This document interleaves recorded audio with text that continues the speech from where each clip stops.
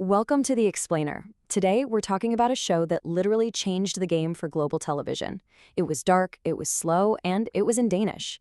Its original title was Forbrydelsen, but you probably know it as The Killing. And we're going to get into exactly how this one show proved that a brilliant story, well, it speaks a language everyone can understand. So, you really have to ask yourself, how on earth did this show become a global phenomenon? I mean, think about it. It was subtitled. It had a single case that stretched across 20 episodes. And the cast? Pretty much unknown outside of Denmark. So how did it manage to hook people all over the world? Well, believe it or not, it all started with a jumper. Seriously, this simple, kind of frumpy, woolly sweater worn by our main character, it became the unlikely icon for a complete revolution in television. Okay, let's get into it. What exactly was the secret sauce here? We're going to deconstruct this Danish hit to figure out what made it so addictive that people everywhere just couldn't stop watching. So the show is a perfect example of a style that basically exploded onto the scene. Nordic noir. And if you're picturing your typical flashy detective show, just forget it. This was the total opposite.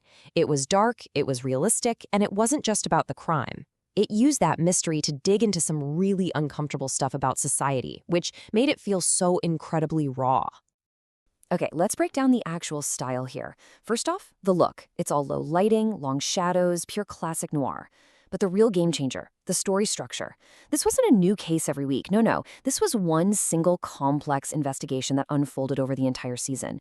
They even had these little tricks, like this specific piano sound that would play whenever the detective was close to a clue, which just pulls you right in. So clever. And right at the center of all of this was the show's single greatest innovation, Detective Sarah Lund. I mean, she just completely smashed the stereotype of a female detective. Glamorous? Nope. She had the jumper. Focused on her love life? Not a chance. Her entire world was the case. Her obsession was getting justice, and she let it consume everything else. She was this powerful, determined, and deeply flawed woman in a genre that was, let's be honest, pretty dominated by men. And you know, academics and critics really dug into this. They saw her as this incredibly empowering character, for women for sure. But they also pointed out that, well, she wasn't completely free from the way TV tends to look at female characters. There was this kind of tension there. And honestly, that's what made her feel so real. That complexity is what made her so fascinating to watch. Okay, so we've established the show is brilliant. But how did it get from Denmark to, well, everywhere else?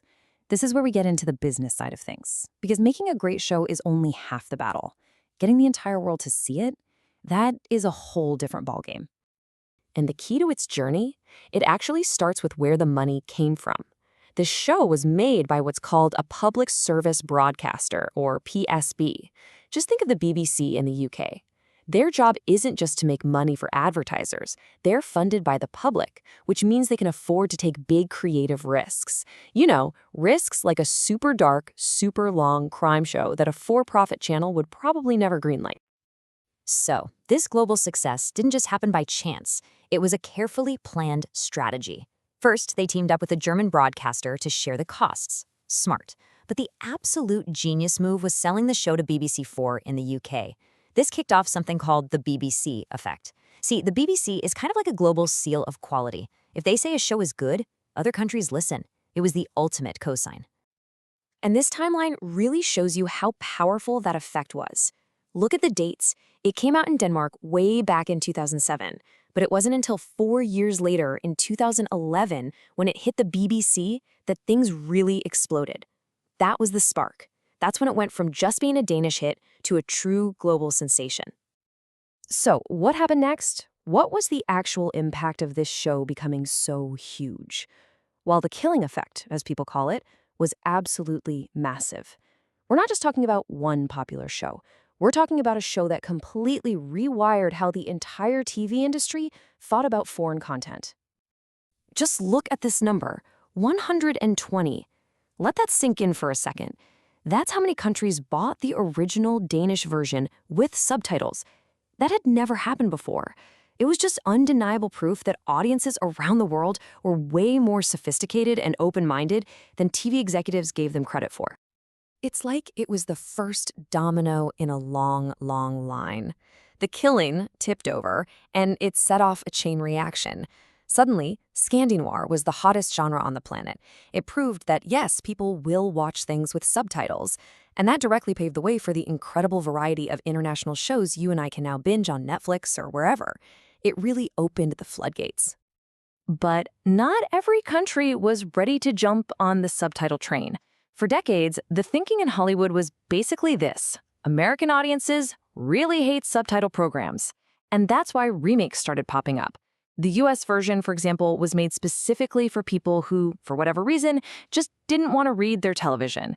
It was the same story, just repackaged. And these remakes, they didn't just change the language. Oh no, they changed core parts of the story to fit different cultures.